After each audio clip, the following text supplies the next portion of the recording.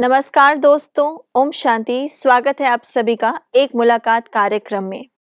आज हमारे साथ जुड़े हैं महामंडलेश्वर श्री महंत श्री श्री 1008 श्री गिरीश दास महाराज, मध्य प्रदेश भोपाल बख्तरा, अखिल भारतीय एवं रामानंदी खाकी अखाड़े के महामंडलेश्वर हैं। आप गौ सेवा, संत सेवा और यज्ञ सेवा भी कराते हैं एवं पंच पीठाधीश्वर भी हैं। तो आइए जानते हैं उनकी क्या अनुभूति रही माउंट आबू ब्रह्म कुमारीज हेडक्वार्टर राजस्थान में आकर के। नमस्कार, एक मुलाकात कार्यक्रम में आपका बहुत बहुत स्वागत है। जय श्री राम। महाराज जी, आज हम बात करेंगे आपके अनुभव पर कि आपका जो अध्यात्म की जर्नी है वो कब से शुरू हुई और आपने क्या अनुभव किया। मुझे बालकाल से मेरे गुरुजी श्री श्री 1008 श्री तुलसीदास जी महाराज, उनके मार्गदर्शन में मेरी तो करीबन 7 वर्ष की उम्र थी, तो आश्रम में वहाँ गया तो उनके सानिध्य में रहा और उन्होंने जो मुझे मार्गदर्शन दिया और अभी तक मेरी मतलब ये उम्र आज 50 वर्ष की होने जा रही है। तो उसमें देखा कि यहाँ आकर जो माउंट आबू में आया, तो माउंट आबू में आकर यहाँ बहुत ही सुंदर और दिव्य यहाँ मतलब ये तपोस्थली में आकर मुझे अनुभव, अभी तक जितना अनुभव मुझे यहाँ प्राप्त हुआ इतना अनुभव अभी कभी नहीं हुआ। यहाँ देखने को बहनें और भाई जी जब सब संगठन में हैं और यहाँ मतलब जो संगठन नारी शक्ति का देखा तो यहाँ बहुत अच्छा लगा। और माउंट आबू में हकीकत में ही ओम का जो उच्चारण और अनुभव है, इससे बहुत ही मतलब प्रसन्नता और शांति की प्राप्ति होती है और हकीकत में ही स्वर्ग की अनुभूति हो रही, जैसे हम यहाँ माउंट आबू में नहीं स्वर्ग में बैठे हुए हैं, क्योंकि तपोस्थली है। अपने आप यहाँ मन एकाग्र होता है, भजन की ओर अग्रसर होता है। तो जैसे आप 7 वर्ष से एक अध्यात्म के रास्ते पर चल रहे हैं जी, तो आपने जैसे यहाँ आप आए जी, तो आपको यहाँ आए हुए कितना मतलब ब्रह्म कुमारी से जुड़े हुए आपको कितना समय हुआ है। ब्रह्म कुमारी से मेरा मतलब जो है वहाँ हमारे यहाँ सुनीता बहन जी हैं जी, हाँ, उनसे मैं अक्सर मिलता रहता हूँ। तो कई बार उन्होंने मुझे निमंत्रण दिया, लेकिन मैंने सोचा कि इतनी दूर जाना बड़ी मुश्किल है और कुछ हमारे स्थान को देखते हुए मतलब समय नहीं मिलता था। तो इस वर्ष मैंने भगवान की कृपा से ये सोचा कि चलो माउंट आबू जाना चाहिए। तो सबसे मार्गदर्शन तो मेरी मतलब जो है बहन सुनीता जी हैं, उन्होंने मुझे यहाँ मार्गदर्शन दिया और यहाँ पहुँचाया। तो आप पहली बार माउंट आबू आए हैं। पहली बार माउंट आबू आए। अच्छा, तो आपने जैसे इतने वर्षों से आप भोपाल में रहते हैं तो वहाँ का जो अनुभव है वो अलग है और यहाँ का अनुभव आप बता रहे हैं कि अलग है। हाँ, तो दोनों में क्या अंतर आपको देखने को मिला। यहाँ का अनुभव एक मतलब जो है देखने के लिए तो यहाँ जो सत्य है मतलब ये है, धार्मिक कहीं तो दिखावा होता है लेकिन यहाँ सत्यता है। ये ईश्वरीय मतलब जो है नारी शक्ति का यहाँ मतलब जो है अनुभव अपने को अपने आप में मतलब अनमोल है। और अपने आप ये मतलब भगवान की मतलब जो ईश्वर में अपनी एकाग्रता और ऊर्जा की प्राप्ति होती है। मतलब आपको यहाँ पे वाइब्रेशंस, जी, एनर्जी, जो एनर्जी, ऊर्जा आपकी हाँ, बात कर रहे हैं वो जी, आपको बहुत अलग लगी और अलग लगी एकदम। जी, हाँ, और यहाँ का वातावरण भी शुद्ध है। यहाँ मतलब हर चीज़ का शुद्धता है, मतलब जो है भोजन में भी शुद्धता है और अपने मतलब जो है स्वच्छता में भी शुद्धता है। मगर मतलब ये है कहना चाहिए कि स्वर्ग ही है माउंट आबू, ऐसा नहीं है। मतलब ये है भी मैंने सुनने में जरूर सोचा था कि क्या हाँ माउंट आबू है, लेकिन देखने में बड़ा आनंद आया और अनुभव भी प्राप्त हो रहा है कि यहाँ हकीकत में ही भजन की प्राप्ति होती है और भजन में मन लगता है और यहाँ का वातावरण, यहाँ बहनों का वातावरण, भाइयों का वातावरण, यहाँ कोई ऊंच नीच का वातावरण नहीं है, सब एक हैं और सब अपने कार्यों में लगे हैं। ये मुझे यहाँ का वातावरण लगा। तो आप जैसे कि बचपन से आपने आध्यात्म का रास्ता चुना, जी तो आपको ऐसा मतलब ये तो चलो भगवान की इच्छा थी कि आप बचपन से ही जुड़े, जी तो अब जैसे आप जितना मतलब बड़े होते गए और जी आपकी जीवन यात्रा जिसे कहेंगे, जी तो आप जी जीवन यात्रा अपनी थोड़ी सी कि क्या आपकी जीवन यात्रा रही आध्यात्म के रास्ते पे बचपन से चलने से, हाँ, वो हमारे दर्शकों को आप थोड़ा सा बताइए। बचपन से मेरी मतलब जो है हमारे गुरुजी के साथ मतलब जो हम आश्रम में आए और वहीं से सनातन धर्म में जुड़ गए। तो गुरुजी के माध्यम से मतलब मंदिर में हम रहने लगे। 7 वर्ष की आयु थी, शायद 5वीं क्लास के लगभग मैं होऊंगा, मैं कक्षा 5 में।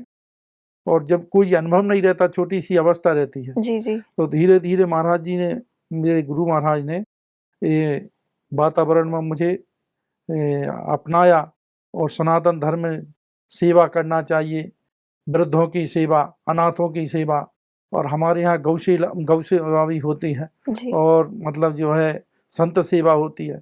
और संत सेवा के अलावा भी कोई भी मतलब जो है अनाथ अतिथि आ जाता है, उसका सत्कार होता है। ये मेरे पूज्य गुरुदेव की कृपा से आज भी चल रहा है और अखंड रामायण पाठ भी चल रहा है। स्थान पर कम से कम 16-17 वर्ष हो गए हैं परमानेंट, तो अखंड रामायण पाठ चल रहा है और अतिथियों की सेवा।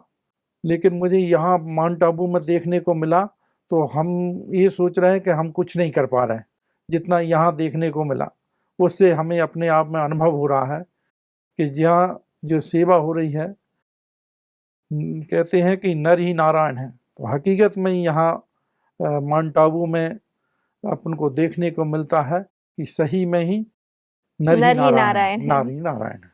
तो आपने जैसे बताया कि यहाँ पर आप जैसा देख पा रहे हैं, जो जी अनुभव किया आपने, वो जी आपने अपने स्थान पे जैसे कमी महसूस करी, हाँ तो वो उस कमी को आप जो बात कर रहे हैं वो क्या है कि जो कमी आप महसूस कर रहे हैं कि आप वो भोपाल में जहाँ आपका स्थान है, आपका आश्रम है, वहाँ पर वो चीज़ नहीं है, वो क्या चीज़ है कि जो आपको यहाँ देखने को मिली? यहाँ देखने को ये मिल रही है, सबसे बड़ी बात तो यहाँ ये है कि संगठन है।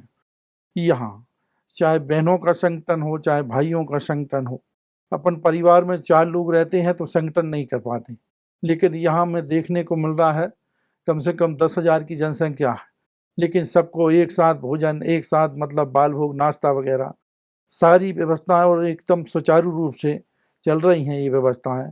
और सभी का मतलब ये नहीं है ऊंच नीच हो, एकदम मतलब सबकी सेवा व्यवस्थित चल रही है, चाहे छोटा हो चाहे बड़ा हो, चाहे कोई समाज ना, तो समाज का अभिलेख है यहाँ कि भाई कौन समाज है कोई नहीं, जी। तो सबको लेके मतलब जो है कि नर ही नारायण है, नारायण सेवा, तो ये हमको देखने को मिल रहा है। और दूसरी बात समस्या जाए हम लोगों के स्थान पर ये है कि ये सारी व्यवस्थाएं पैसों से होती हैं, कि मतलब जो कर्मचारी लगते हैं तो पैसों से, तो उसमें उतना भाव नहीं जुड़ता। सबसे बड़ी देखने को तो यहाँ ये मिली है कि अपने आप मतलब सब लोग मन से लगे हैं, ऐसा नहीं है कि दिखावे से बोल बोल के करवा रहे हैं काम। नर ही नारायण मानते हैं और नारी ही शक्ति, नारी देखने को यहाँ मिलती, नारी को बढ़ावा मिल रहा है। तो यहाँ ब्रह्मा प्रजापति ईश्वरीय जो शाखा है उसमें हमको देखने को मिल रहा है।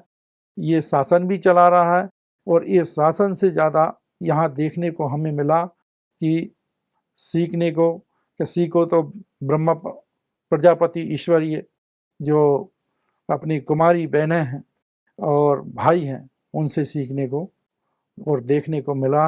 ये हमें बहुत अच्छा वातावरण है और यहाँ शांति वातावरण है और यहाँ अनुभव हो रहा है कि यहाँ मन में जो मतलब एकाग्रता है वो भी देखने को मिल रही है।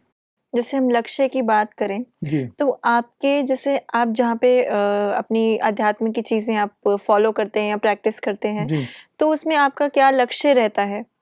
और यहाँ पे आप बात करें अगर तो हाँ। यहाँ पे क्या लक्ष्य है कि आपको वो अंतर देखने को मिला? यहाँ लक्ष्य देखने को, हमारे यहाँ लक्ष्य ये है कि सनातन धर्म को हम प्रचार करते हैं, वो ठीक है, लेकिन यहाँ वातावरण, मतलब हर चीज़ में शुद्धि, यहाँ के वातावरण में बड़ा अनुभव हुआ हमको कि ये अपन को हर चीज़ में शुद्धि दिखाई दे रही है।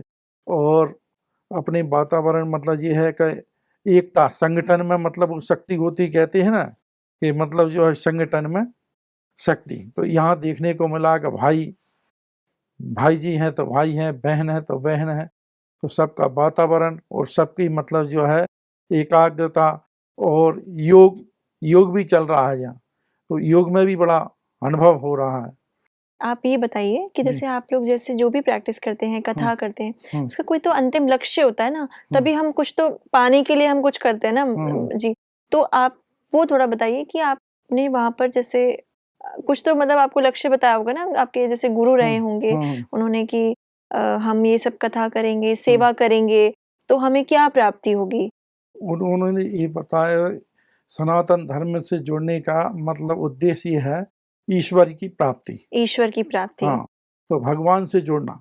तो आपने अभी तक जितनी भी आपकी अध्यात्म की पढ़ाइयाँ करी और जितना भी आपने प्रैक्टिसेस किए, योग किया, तो आपने सबसे ज़्यादा ध्यान किस चीज़ पर दिया कि आप समझते हैं कि वो करने से हम अपने लक्ष्य तक पहुँच सकते हैं?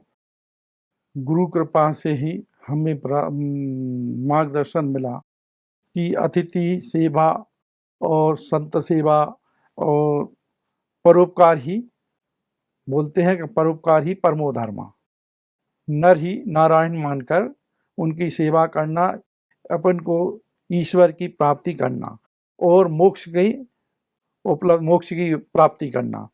तो ये हमारा गुरु महाराज की कृपा और संत कृपा से ये हमारा उद्देश्य है कि सेवा ही परमो धर्मा है। और यहाँ हमको माउंट आबू में भी देखने को मिला कि सेवा ही परमो धर्मा है, और योग के माध्यम से यहाँ वातावरण और यहाँ तपस्या स्थली के हिसाब से हमें बहुत अच्छा लगा। यहाँ आत्मा से परमात्मा की प्राप्ति कैसे हो, ये उद्देश्य हमें यहाँ अच्छा लग रहा है। यहाँ का मार्गदर्शन और सहज वातावरण बहुत ही सुंदर और दिव्य लगा। जी। आपने जैसे बताया कि आपके गुरु ने सेवा पे बहुत ध्यान दिया और सेवा के बारे में बताया कि सेवा कितना ज़रूरी है। तो जैसे आप गौ सेवा करते हैं और ये थोड़ा हमारे दर्शकों को आप क्या बताना चाहेंगे कि सेवा का महत्व? एक बार अगर आप थोड़ा-सा मतलब दर्शकों को अगर बता सकें कि सेवा का महत्व क्यों ज़रूरी है? मतलब सेवा करना क्यों ज़रूरी है? पहले शुरुआत में गौ माता की सेवा, जी। कहते हैं कि पहली रोटी गौ माता को दी जाए, तो गौ माता की जय भी बोलते हैं।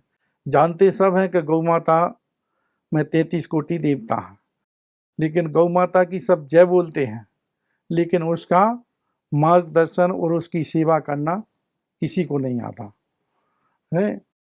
ऐसे उदाहरण के लिए मान लो अपन कहते हैं गौ माता की सेवा की जाए, लेकिन गौ जो लगती है उसको तो हम घर में रखते हैं, और जो नहीं लगती उसको छोड़ देते, और हम ही कह रहे गौ माता की जय।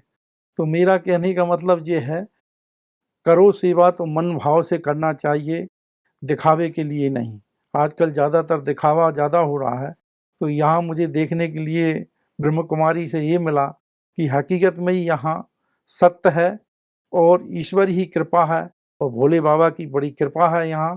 तो जो जो है सत्य, तो सत्य है। जी। हाँ। महाराज जी, जैसा आप जानते हैं कि वर्तमान समय में बाहरी दुनिया में बहुत अशांति फैली हुई है और आप जैसे यहाँ ब्रह्मा कुमारीज़ के हेडक्वार्टर्स आए, तो आपने देखा होगा कि हमारा जो लक्ष्य है वो आध्यात्म के रास्ते पर चलना ही है। तो आपने क्या अनुभूति फ़ील की कि एक तरीके से कि बाहर सच में जो अशांति है, क्या जो ब्रह्मा कुमारी संस्था जो सेवा कर रही है शांति को लेके, क्या वो आपको फ़ील हुई? क्या अनुभव रहा आपका उसको लेके? और आप हमारे दर्शकों को क्या वो संदेश देना चाहेंगे कि अध्यात्म पर चलना, अध्यात्म के रास्ते पर चलना ज़रूरी है, या मतलब आप क्या कहना चाहेंगे उसके लिए? ब्रह्म कुमारी से हमें ये योग के माध्यम से जो ब्रह्म कुमारी हम लोगों को सबको मतलब जो बता रहे हैं कि योग के माध्यम से ईश्वर से जुड़ना और अंतरात्मा में शांति मिलना, तो सबसे पहले योग से जुड़ना चाहिए। तो ये ब्रह्म कुमारी से हमें मिल रहा है योग ही सबसे बड़ा ईश्वर ही की प्राप्ति के मार्गदर्शन है। और आज के जीवन में भागदौड़ में मतलब ये है, योग में कोई जुड़ना नहीं चाहता, लेकिन ये हमें देखने को मिल रहा है कि गांव-गांव जाकर जो ब्रह्म कुमारी घर घर जाकर योग की बात सिखाना और धर्म से जोड़ना, सनातन धर्म से, तो हमें इनके मार्गदर्शन पर चलना चाहिए जो हमारी बहनें मार्गदर्शन दे रही हैं और भाई जो मार्गदर्शन दे रहे हैं वो सत्य है और जीवन व्यर्थ है, बाकी आत्मा है तो परमात्मा। तो हमें योग से ही जुड़ना चाहिए और योग के माध्यम से परमात्मा की प्राप्ति होती है। जैसे आप देख रहे हैं कि जो लोग हैं वो बहुत पैसे कमाने में लगे हैं, और जो कि ज़रूरी है, कोई गलत नहीं है, लेकिन उनको पैसे कमाने के बाद भी वो शांति महसूस नहीं होती है। तो क्या अध्यात्म के रास्ते पर चलने से क्या वो शांति प्राप्त कर सकते हैं? पैसे से शांति नहीं मिलती। जी। पैसा कोई भी कमा सकता है, लेकिन शांति प्राप्ति नहीं हो सकती। शांति की प्राप्ति तो योग से और योग के माध्यम से परमात्मा की प्राप्ति होगी। हम कहते हैं कि जैसे पैसा है हमारे पास, नींद नहीं आ रही, तो ये क्या है? ये हमारे मतलब पैसे से नहीं होने वाला कि नींद नहीं आ रही, लेकिन योग के माध्यम से परमात्मा से प्राप्ति होगी, अपने आप अनुभव से शांति भी होगी, अंदर से नींद भी आने लगेगी और अपना वातावरण भी शुद्ध होने लगेगा। तो ये हमको देखने को मिला यहाँ ब्रह्म कुमारियों से कि योग और योग के माध्यम से परमात्मा की प्राप्ति और मुख्य उद्देश्य हमें और परमात्मा से जुड़ना चाहिए। सनातन धर्म का यही हमारा जन्म हुआ है, तो इसी मेन उद्देश्य हमारा भगवान की प्राप्ति योग के माध्यम से होना चाहिए। आपने जो भी बताया, आपके अनुभव से आपने स्थान का जो महत्व बताया, और जो भी ब्रह्म कुमारी सेवा कर रहा है, और आपने जो भी फील किया, अनुभूति हुई, वो सुन करके तो बहुत अच्छा लगा। और ये भी कि आपने योग का जो महत्व बताया, सेवा का महत्व बताया, आई होप हमारे दर्शक भी इसको समझेंगे और अपने जीवन में इसको लेकर आएंगे और अध्यात्म के रास्ते पर आगे बढ़ेंगे। आज के कार्यक्रम के लिए आपका बहुत बहुत शुक्रिया। जय जय श्री राम। तो दोस्तों, आज हमने जाना कि अध्यात्म के रास्ते पर सेवा का क्या महत्व है। महाराज जी से भी हमने ये सीखा कि स्व सेवा, विश्व सेवा और गौ सेवा करने से हम अध्यात्म के रास्ते पर उन्नति कर सकते हैं। तो फिर मिलेंगे आपसे अगले एपिसोड में और महान विभूतियों के साथ। तो जुड़े रहिए एक मुलाकात के कार्यक्रम में। ओम शांति।